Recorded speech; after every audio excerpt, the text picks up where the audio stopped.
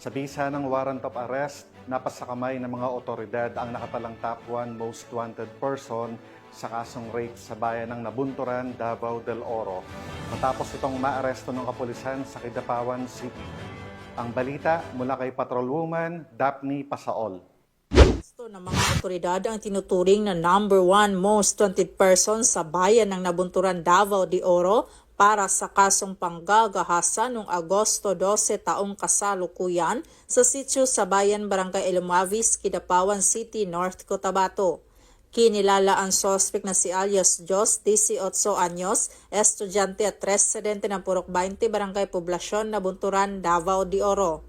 Ang pagkakaaresto ay sinagawa ng pinagsanib na pwersa ng tracker team ng Nabunturan Municipal Police Station, katuwang ang Maritime Law Enforcement Team ng Davao del Oro. Ang pag-aresto ay sinagawa batay sa warrant of arrest na walang piyansang inirekomenda para sa naturang kaso. Tuloy-tuloy naman ang pagsusumikap ng Police Regional Office 11 sa kanilang pinalakas na kampanya kontra kriminalidad bilang bahagi ng kanilang pangakong panatilihin ng kaayusan at seguridad ng mamamayan.